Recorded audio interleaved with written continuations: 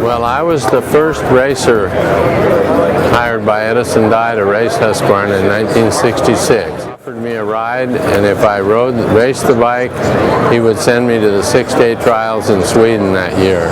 And I had no money then and no possibility at all to go to the 6 days except for something like this coming along. Had a wonderful time with Husqvarna.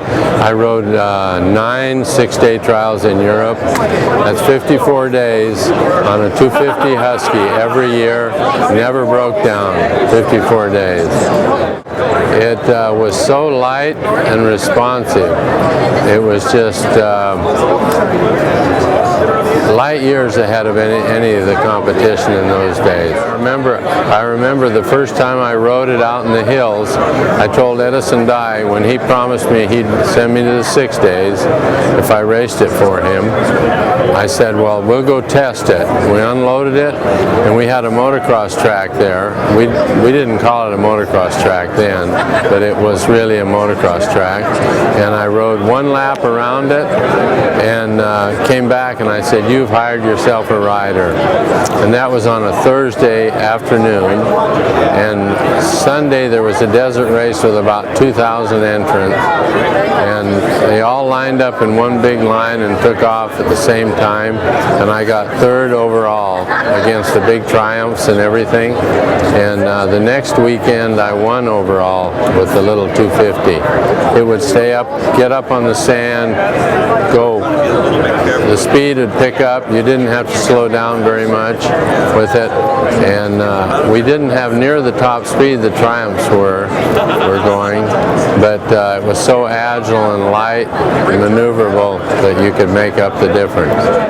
Well, I think they were really the leaders in bringing good technology in at that time, and everything else was converted to street bikes, and there were Greaves from England, but they were kind of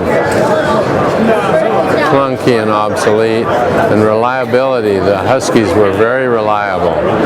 4 speeds, very simple, basic, and they just kept running and running. I remember the first Baja 1000, that race I entered with J.N. Roberts, and we had a 360, and I was going down the highway out of Ensenada. He was getting on the airplane to meet me at the halfway point where he was going to ride, and I was laying on the gas tank going wide open down the pavement. He said, why am I bothering getting on the airplane? It'll never make it 500 miles. And the bike went 1,000 miles easily. The biggest thing I like to do is walk through the fields where they're swap meeting everything. I always end up buying a truckload of stuff and trying to find somebody to take it back to California. Yeah, I think I bought at least a pickup load last time I was there.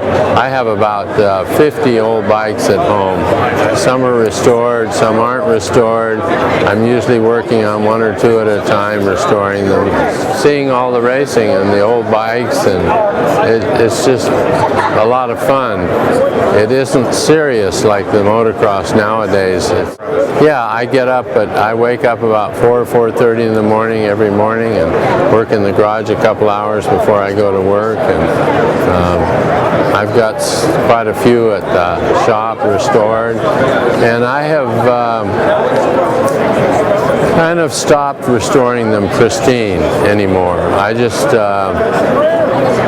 get them and kind of clean them up and make them look rideable and still ride them. It's funny, at my store, people come, they know I love old Huskies. The other day a guy came with a 360 8-speed, 1971, and he said he wanted me to ride it. And I came back and he said, what do you think of it? And I said, it really is nice.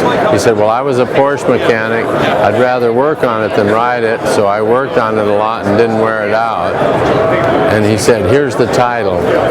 He gave me the bike. And I probably once a year somebody does that.